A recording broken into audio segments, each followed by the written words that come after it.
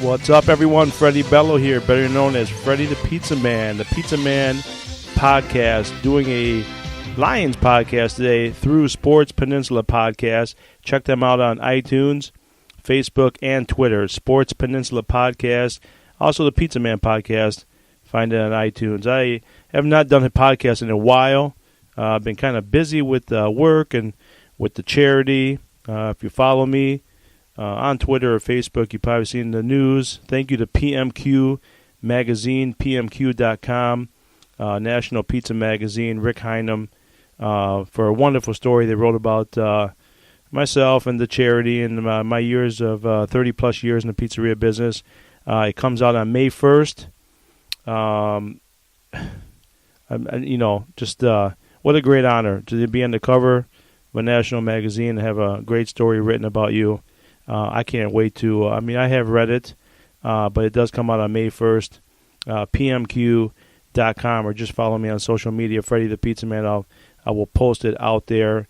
And again, thank you, Rick Hynum. Thank you, PMQ Magazine. This means a lot. This many years in the pizzeria business, now with the charity for autism, to be recognized, I'm very thankful and very grateful. So, again, Sports Peninsula Podcast on iTunes, Facebook, and Twitter. And I'll be doing some more podcasts, the Pizza Man Podcast. When I do some sports podcasts, I'm going to do it through Sports Peninsula.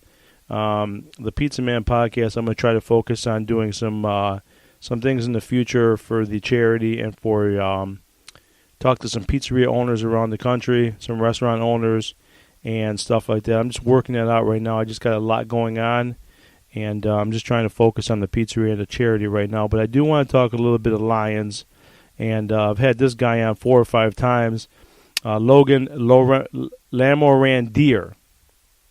I know, me and Maz, we dubbed him Double L, so I'm gonna call him Double L. But every time he's been on, it's been a great conversation. So, obviously the Lions draft is coming up, the Detroit Lions.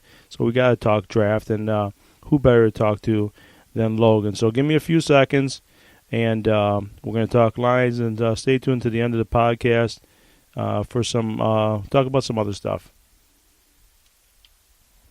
All right, as promised, let's talk Detroit Lions draft. With this guy's been on my podcast probably 4 or 5 times. And as I told you earlier in the podcast, me and Maz, we dubbed him Double L, LoganLamorandier, editor-in-chief, writer for LionsLowdown.com. What's up, Logan? What's going on? You remember Draft season. You remember when we dubbed you Double L, right? Oh, yeah, how could I forget? I get called Double L quite a bit. I know you're a busy guy right now, and you're doing a lot of things for the Lions. And first of all, Logan, I got to ask you. We're on the live podcast, and I'm going to ask you anyways. How in the hell do you deal with all these Lions fans on social media? How do you do it? I get asked that actually quite a bit, because there's always the positive side and there's the negative side, and I usually tend to fall in between.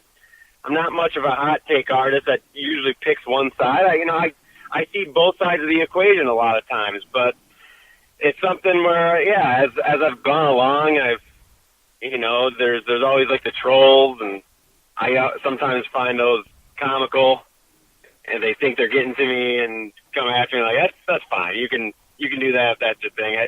I kind of just brush it off, and even with both sides of the Lions, it's like, yeah, I enjoy just talking Lions. So if that's the opinion you want to have on something and I disagree, go for it. But it doesn't bother me all that much. Logan, how old are you? I forgot that. I know I've asked you once. How old? I just turned the big 3-0. So you're okay. So that I'm 49. So I was thinking about this today, and I thought you were 30, but I was thinking about this today when I was driving. Lions fans.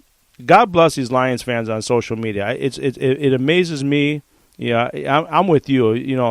You disagree, that's fine. But this doesn't mean I make a point or you make a point that we're wrong. We just disagree, and just leave it at that. But I was thinking, Lions fans that are 30 years old and younger have seen nothing when it comes to Detroit Lions history, and most of them are so positive and you can't say one thing negative about them because they'll jump down your throat. But you have not seen nothing if you're 30 years old from the Detroit Lions. Yeah, that 1991 playoff win. Yeah, I have no recollection of that. And yeah, all the playoff games I have seen, none of them have, outside that Dallas game, have really even been that close. Yeah, and so yeah, and you're think about it, you're 30 years ago they drafted Barry Sanders. So you were literally just being born, or you weren't born. And I can tell you a quick Barry Sanders story. In 1988, my senior year in high school, about 3 or 4 of my friends I made all-state football, and they got full rides to some colleges, and Wyoming was one of the colleges. Okay, so back then, 30 years ago, there was no social media. There was 3 channels. So you didn't hear a lot about a guy like Barry Sanders like you would hear about him today. You did hear about him, but you didn't hear much. And I was telling somebody this story today. So my friends, they're thinking, okay, maybe we'll go to Wyoming. Well, Wyoming happened to play Oklahoma State that year in the Holiday Bowl in 1988. So we turned on the TV, we're watching it, and all of a sudden this guy pops up and scores 6 touchdowns. The guy's name was Barry Sanders. And to think about, you're 30 years old, and the Lions fans have not seen anything in 30 years. I'm 49, and all I've seen is one playoff game. I don't know how anyone can be so positive about this team. And I don't want people to be negative, but, man, Logan, it's tough, man. It's tough. Right. And I try my best not to dwell on the history and, remain focused on the upcoming year. And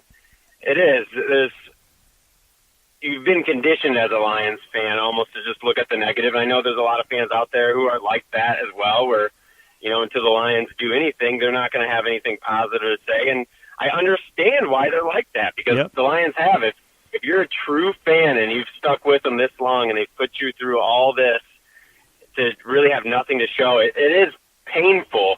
But at the same time, it would be awesome. I'd be elated if we could see a playoff win this year. But at the same time, I just enjoy the game of football, and the Lions are my team, and I'm a diehard. And even when they're losing, I don't enjoy it, but I still enjoy watching the game. Sometimes it frustrates me, but I like trying to figure out the game and break it down and do other things outside of that. And the draft, coming up next week, that's always been the best time of the year for a Lions fan. I think that's why I'm so into the draft, because it does always provide you with some hope the Lions might find, a special talent and inject, some real life into the team for the future. So it's a struggle being positive given the history, but I try to remain, laser focused on what's at hand and just the year that's ahead of us. Well, you said playoff win, so keep that thought, because we're going to talk about that at the end of the podcast. So let's talk, obviously, Lions draft. Real quick on free agency. First of all, I obviously I follow you on Twitter. You're a great follow. You do a lot of great stuff. Just want to touch on free agency, just really quick.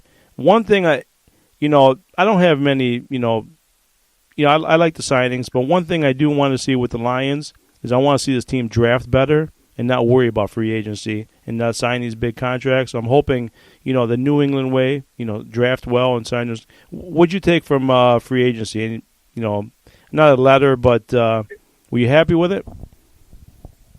Yeah, overall, I was pretty happy with it. Trey Flowers, before we signed him, I kind of wondered what his price tag was going to be. And I thought there might be some other players like C.J. Mosley or Landon Collins that could be a little bit cheaper. And when I saw the initial Trey Flowers contract, I thought that was actually a fair contract. He wasn't getting the Khalil Mack type of money, making $23 million a year or anything like that. So I thought that was good. And then what made me feel even better is when I saw C.J. Mosley getting $17 million a year, Anthony Barr getting $14 million a year, Landon Collins getting $14 million a year. And to that position, it's not the defensive end position. That's one of the most expensive positions in the league, and the Lions got the top free agent for around $18 million a year. And I'm all right with that. And outside of Trey Flowers, that was a big splashy signing, obviously. Justin Coleman, I felt like they did overpay for him, but if the Lions have a role in mind for him that is going to keep him on the field and allow him to be a playmaker, I'm willing to wait and see. But if he's strictly just going to be a nickel cornerback, Bryce Callahan, who is kind of the consensus top free agent slot guy, got $2 million less a year. So that does scare me a little bit because it might be a difficult contract to live up to. But it just really all depends on the scheme. If they think he's going to be a really versatile player and a chess piece in the defense, then I understand paying him what they paid him. And Jesse James, good player. I still think he's probably more of a tight end too. He's not necessarily a huge threat in the passing game. He's very capable, well-rounded, but I think they do need someone who can stretch the field a little bit better than him. Yeah, and then C.J. Anderson. Yeah, go ahead. No, I was going to say we're going to get into that because I don't think we're going to agree on the draft, but that's great. That's what I want. So, and you just brought up Jesse James and C.J. Anderson. I did hear you bring up his name. Do you really think he's going to make this team? Yeah, I think he has a good shot. I think he's going to be in a little bit better shape than he was last year. It sounds like he has a chip on his shoulder. They gave him a prove-it deal. I think he's going to be highly motivated.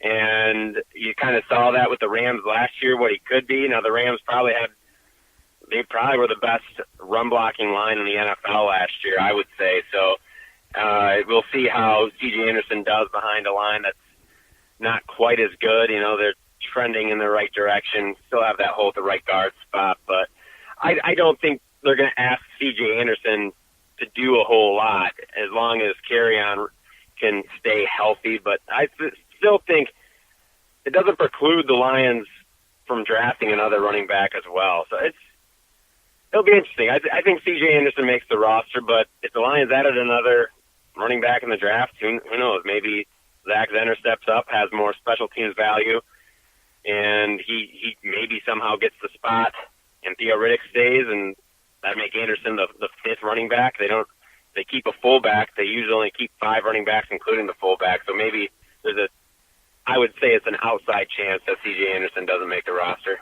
Yeah, I'm the opposite. I don't think he makes the roster, and I think you took the words out of my mouth. If he doesn't play special teams, which Zach Zenner can. And then Nick Baldwin. I know I said that name wrong. Not Baldwin.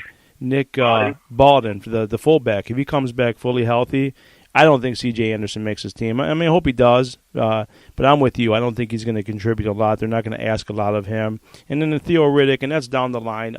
I don't even see Theo Riddick making this team, but that's down the line. So the draft, okay, where I don't think we're going to agree on philosophy. I've been kind of steadfast on this since the season has ended. I think this offense stinks, Logan. I think there's a lot of needs on the offense. I think Bob Quinn has addressed the defensive side pretty well. I'm sure. I know he's got a few more needs there, but I think fans seem to forget that he has drafted some guys pretty high in the draft. When it comes to the defensive side.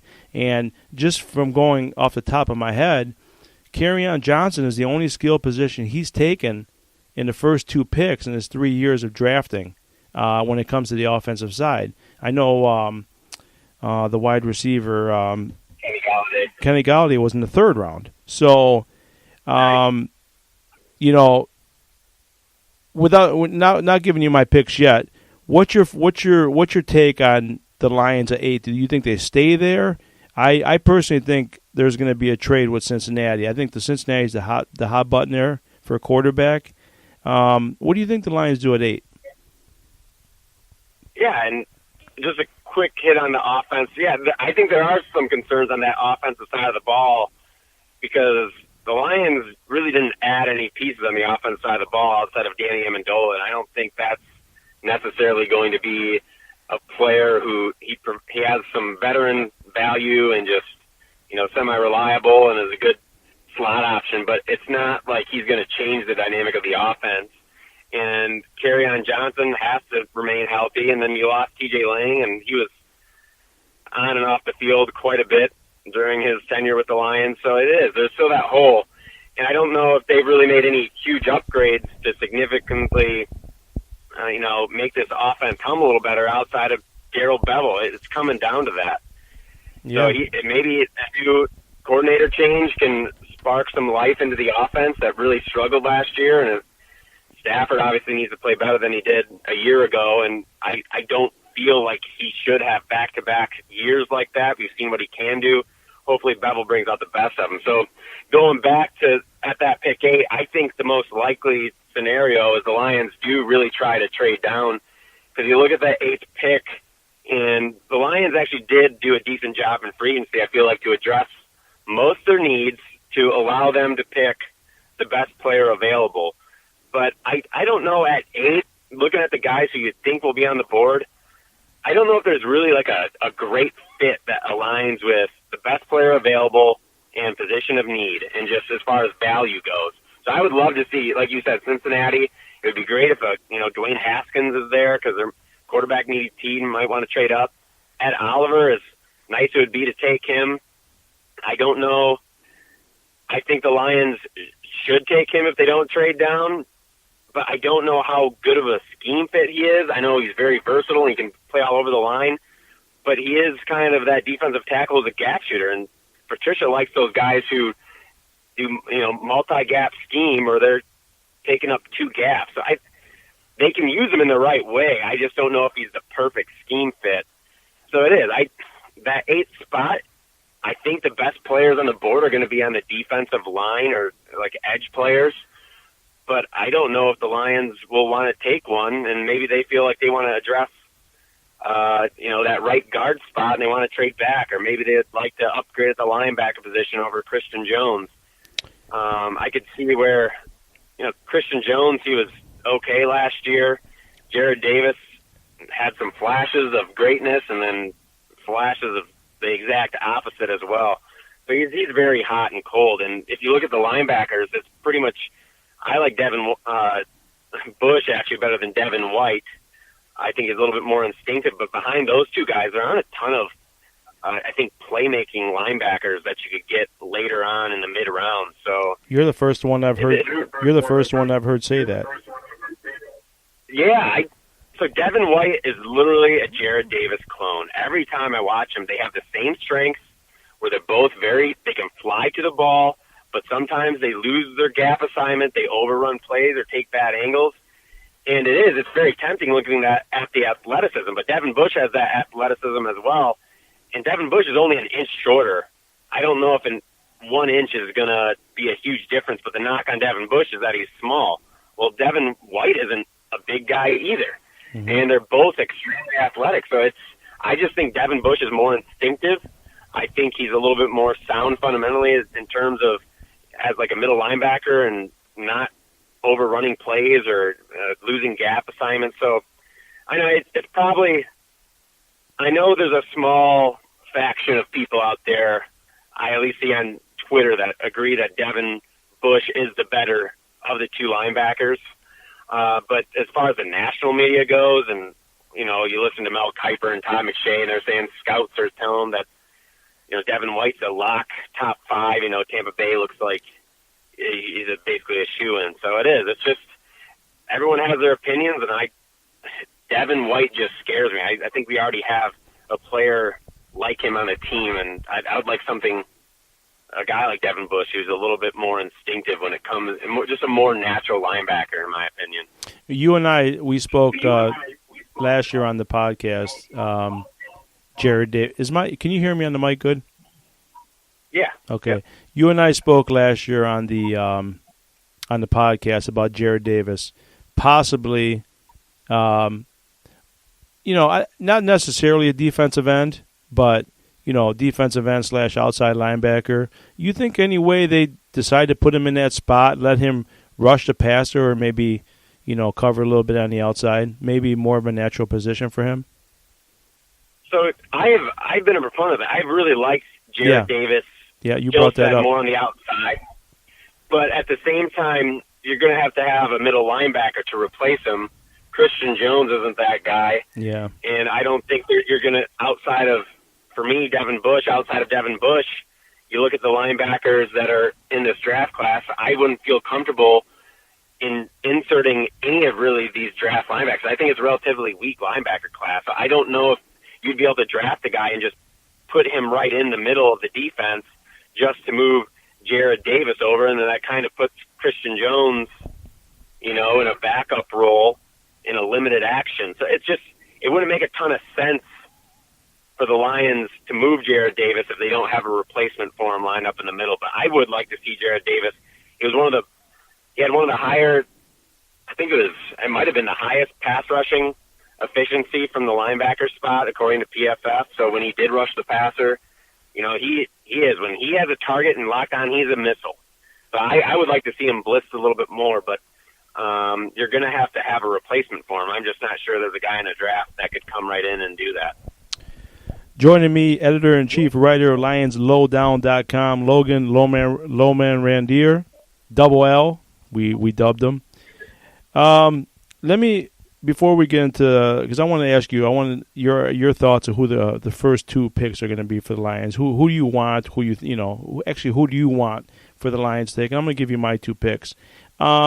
Cornerback in the first round, defensive back. I am not a proponent of taking a cornerback in the first round. The last guy that I can think of, and I'm doing this off the top of my head, Patrick Peterson made an impact in the first year.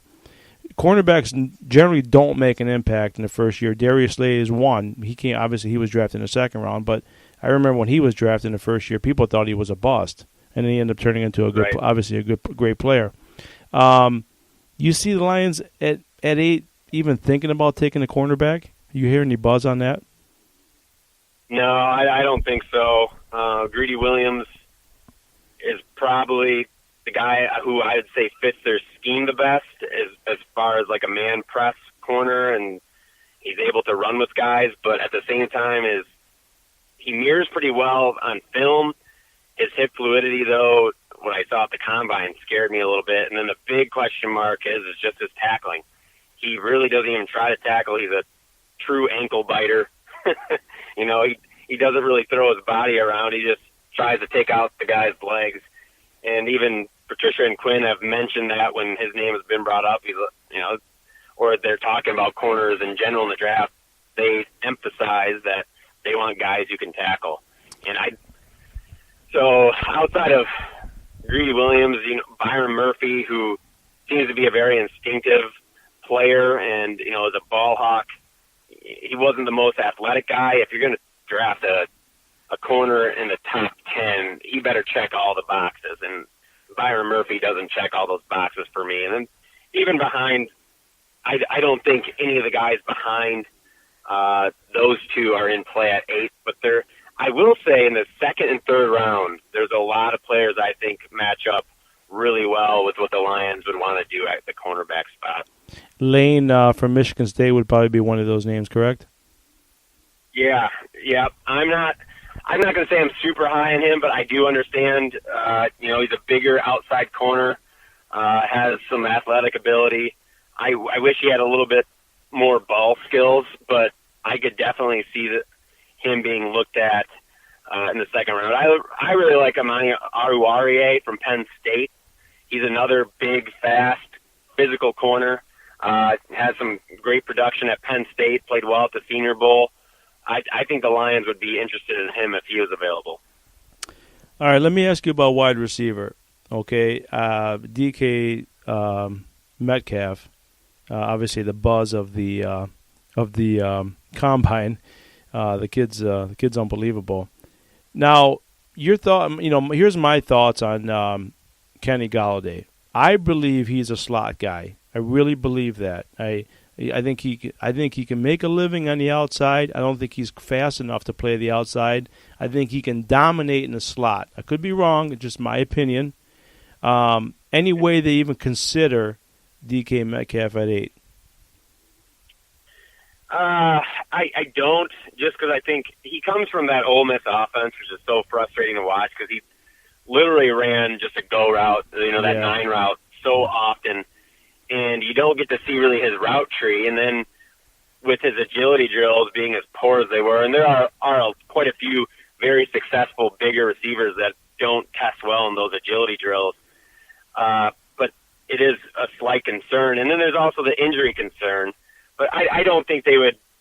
Neck injury. I could see, the whole injury thing. But I think Kenny Galladay, he moves around a little bit more than Marvin Jones. Marvin Jones is strictly an outside guy, but they did move Kenny around quite a bit. But I don't think they'll necessarily play him a ton in the slot, especially with Amendola. Yeah. And if you did draft a guy like DK Metcalf, it's kind of just a redundancy and it's a luxury pick.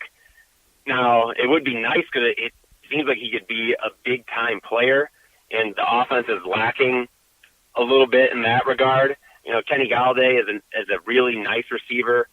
Maybe he could develop into a top echelon receiver. I think he's trending that way. And Marvin Jones he is what he is. He's a solid option. Doesn't get a lot of separation, but is good at contested catches, and he's a solid option. So I just don't know if Metcalf coming in, if we could really fit all three of those bigger receivers onto the field. And with Darrell Bevel's offense, he's a run-heavy type of guy. He does like to take his shots down the field, but I would prefer to have a player at 8 that's on the field a little bit more than I assume DK Metcalf would if we took him. Yeah, Kenny Galladay played the slot in the Buffalo game. I thought he had one of his better games in the Buffalo game. Now, it was late in the season. Buffalo's got a good defense. They always play tough at home. Didn't they beat us? Didn't Buffalo beat us that game? Yeah, they barely beat us. Yeah, they I'm barely. trying to remember that. I think it was like 14-13 or something like that. Well, thank goodness. Otherwise, we'd be picking, 13th right now or something like that? Yeah, probably close. I'd be right around 13. All right. If you follow Lions Twitter or social media, they'll ask them. They'll tell you Kenny Galladay is a Hall of Famer already. But anyways, I digress. All right. Let's first of all, I didn't even ask you at the beginning the schedule. Anything pop out to you with the schedule? We already knew who the teams were going to be. It's just interesting kind of looking the early bye week. I always look at the bye week. I hate the early bye weeks because so do I. At that point, you usually predict that the team's going to be relatively healthy. You want to have a later in the year bye week when the team starts getting run down, give them a break a little bit. But I did notice that, the Lions, they have a pretty standard schedule. They don't have a ton of primetime games. They don't have to go over to London or anything. Arizona they should again. Have, Arizona. Joke. Their schedule, it's not the worst schedule in the world. I don't take into account too much as far as the predictive win percentage of last year to look at the strength of schedule. I think that changes so much from year to year. Absolutely. Depends a lot of history. But, you look at it, and those first, after Arizona, those next 3 games, we might be behind the 8 ball pretty quick because I don't have the list in front of me. I want it as the Chargers, Chiefs. Yep. Philly. One other team. Philly, yeah. Yep. I mean, that's going to be a really tough stretch of 3 games. And, if Carson Wentz is healthy, you're facing 3 of the better quarterbacks in the NFL. So. Right.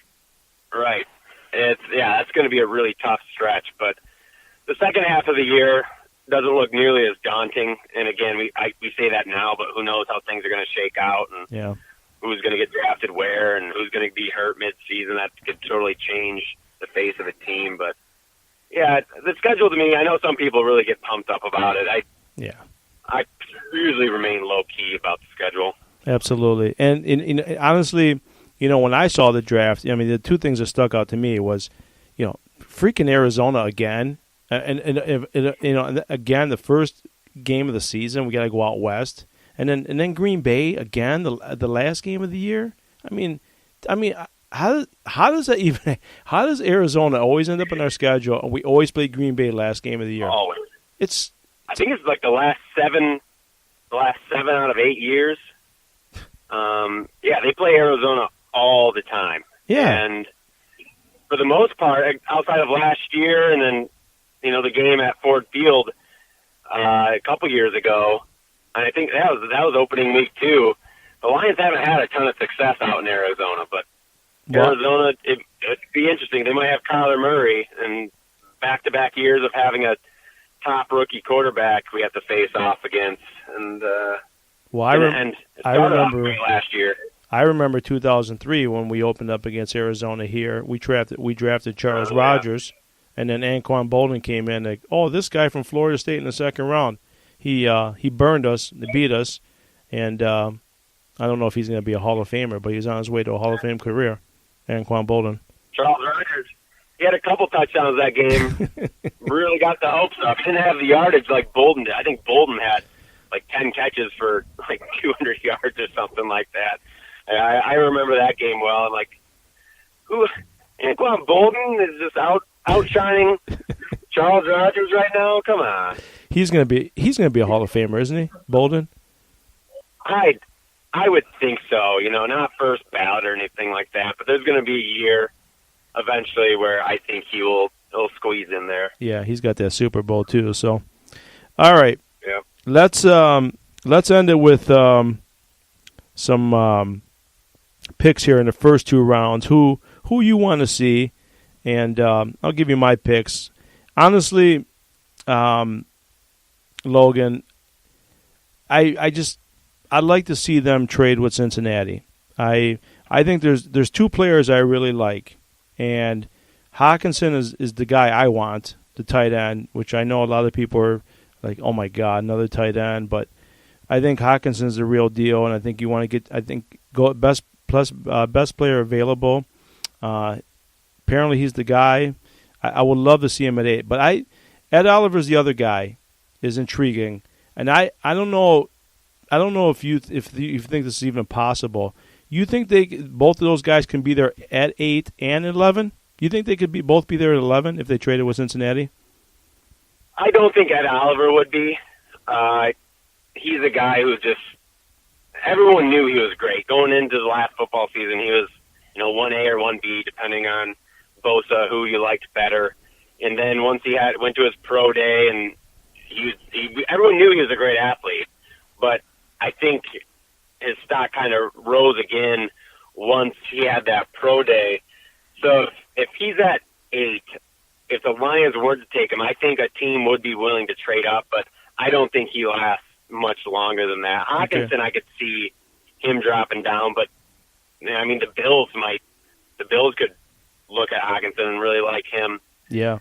So yeah, Hawkinson is the more likely of the two players to be there, though. Yeah, I see him mocked. I see Hawkinson mocked at Denver a lot as well too. But I think Denver is probably going to go quarterback. Well, let me ask you: if they do make the trade, which I would like to see that trade made, the Lions get 11, Cincinnati moves up to 8. I'm thinking it will take a 3 this year and a 2 next year. Am I far off on that? Yeah, I mean that's probably about right. It just, if there's a quarterback on the board, teams are a little bit more prone to give up more for a quarterback than they are at other positions. Yeah. So, yeah, that could happen. It just might take a little bit of a bidding war. Yeah, so then the Lions would end up with the pick 11, and then their second-round pick, and then they would have 2 third-round picks, and obviously the 2 next year. So, you might see a guy like Lane slip into the third round, which it's highly likely, but he might slip in. You get a guy like that. I can't even read my own writing right now, but there's a guy, Hooker is his last name, / defensive. Hooker? Yeah, Imani Hooker. Iowa? Yeah. Now I know you know Bob Quinn. He loves guys that can do multiple roles. This guy's a defensive back / linebacker, safety. He could do a lot of things. He's another guy, maybe in the third round, maybe a fourth round. But my first 2 picks, regardless of a trade or not, would be Hawkinson, and then the second round, I'd like to see a guy, if he slips, which I don't think he will, Lindstrom, the right guard, or Dalton Reisner, Reiser. One of those 2 guys, if they end up with those 2 guys, I'd be a happy camper, Logan. I agree 100% on the second round. If either of those guys are there, given the hole that we have at right guard, I think that should be an easy selection in the second round. As far as Hawkinson goes, it'd be nice to have a tight end. I just feel like at that position, that number 8 pick, he's going to get a little over $5 million a year. You look at the value just of what, tight ends are getting paid versus defensive ends are getting paid in the league. You know, that tight end's going to have to really come in and produce right away. The Lions are going to have to scheme for him right away for him to live up to that contract, because basically Jesse James is making $5.5 million a year. So that's what the general tight end costs on the open market of a Jesse James call. You can imagine Hockenson would be better than that, but there is a learning curve at tight end. So Hockenson, it scares me a little bit. And yes, drafting Pettigrew and Ebron in the first round, it does bring back a little bit of memories. I would just be concerned if he turns into a Gronk. I'm not going to complain, but it's really tough to put those expectations on a player, especially when we need a player at 8 who needs to come in and be a playmaker right away. And, historically it's tough for a tight end to make an impact year one. So it sounds like you're leaning toward Ed Oliver as the pick 8. Yeah. Yep. Ed Oliver, if he's there, I think you can play him on the outside. If he isn't there, kind of my guy is Brian Burns, Florida State, great athlete. You watch him drop back into coverage, you'd think he'd be a safety at the combine. I just couldn't believe his fluidity and just how easily he moved. Mm-hmm. Has some great bend around the edge, and I think he would be a great jack linebacker and an upgrade over Kennard, at least in the pass rushing department, and kind of just true to that Jack name. He's a jack of all trades, and I think I might be a little bit higher on him than the NFL is. He doesn't have a ton of power, but he only played around 230 pounds last year at Florida State at the combine. He was almost 250, and he didn't lose any athleticism. He's going to be turning 21, I believe, next week, so he's still a very young player, still developing. But he's a guy that I think would be just a really nice, versatile piece that you could have. Devon Kennard's a nice player, but at the same time, they're paying him $6 million a year. He was kind of like their big free agent signing last year, but $6 million a year isn't necessarily a guy that they're super committed to. That's a nice role player, so I wouldn't be upset at all if the Lions went with Brian Burns. And it might be better if they, that scenario where they were to trade back. I would like it even more. Okay, yeah, and to be honest with you, with that Oliver, I would not squawk at that pick as well too. So, what I do want to see with the Lions, and I don't know if you remember far back, but Javon Curse from the Tennessee Titans. You remember him, the defensive end from Florida? Oh yeah. You remember the impact he made his rookie year? The Lions need a guy like that. Insane. He was insane, man. He was I think he had he might have had 18 sacks that year. He was insane.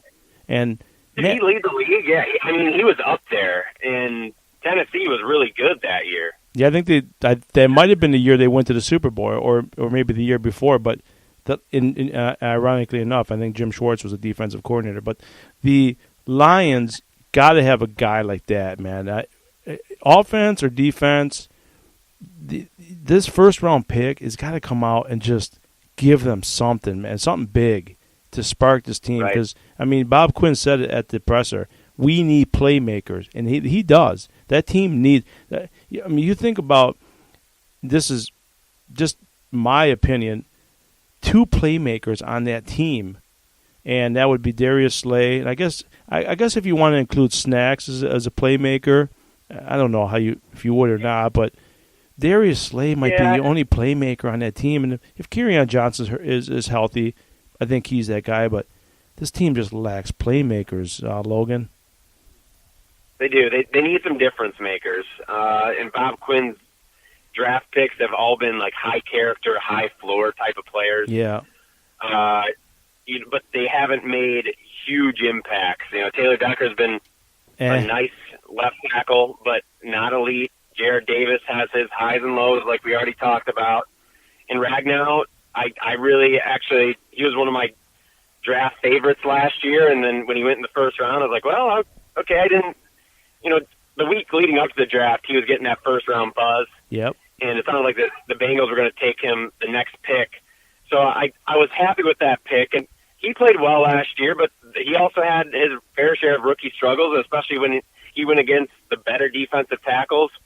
he struggled. So these guys need to improve upon, solid rookie seasons. They've kind of all come in, had good rookie seasons, and I guess just Jared Davis and Taylor Decker are the only two you can even look at. But both those guys, they haven't really progressed like you would hope they would after putting a pretty decent rookie year together. James Daniels was the guy I wanted last year from Iowa, the center. He went to Chicago. He played left guard, I believe, for Chicago. Didn't he go to the Pro Bowl or made All-Pro? I don't know that off the top of my head. I know he did fairly well. I thought he went to the Pro Bowl, or he made the best interior lineman in the NFC North. One of the two. But don't you think Frank Ragnow needs to get back to center? That was his strength in college, yeah, and you do kind of wonder that if he would be a better center. But Graham Glasgow, he's actually pretty good. I was pretty happy with him last year, and it would be tough just to swap Glasgow and Ragnow just for the fun of it. I don't know if it'd be better. I think Glasgow is probably a better fit at center, and who knows, maybe Ragnow would be too, but I think Ragnow is probably the better guard of the two. So I'm happy with where they're at right now. If they start having struggles, maybe they need to change things up. It's just that center position is difficult because they're the quarterback of the line. They're the ones communicating with Stafford. So it would be, it's not like it'd just be an easy swap and, call it good. There would be a learning curve at least for Ragnow. And Glasgow has played guard in the past, so it might not be the biggest of deals, but you would have to factor in that, Glasgow he's the leader of that line. I know this means nothing to the Lions, but I haven't heard anything about centers. I haven't, honestly. I barely watched read any mock drafts this year. I haven't been keeping track. But who's the top center coming out in the draft this year? So I really like Garrett Bradbury. He's an NC State guy. Yeah. He reminds me a lot, actually, of Ragnow, just in terms of he's very athletic. Is probably not as strong a run blocker as Ragnow is, but really good in the pass game. I think he's probably the consensus number one for most draft guys out there. And then Eric McCoy, he's another guy who he probably won't be first. Maybe he could slip in late in the first, but probably more likely middle of the second.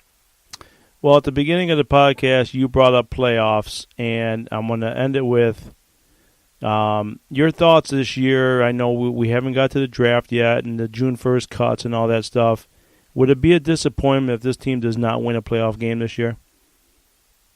Yeah, no, it would be. And the expectations, just with this regime and what, Matt Patricia was brought in to do, he wasn't brought in to rebuild the team. Bob Quinn, he's going on his fourth year, and you can't regress like he's been doing.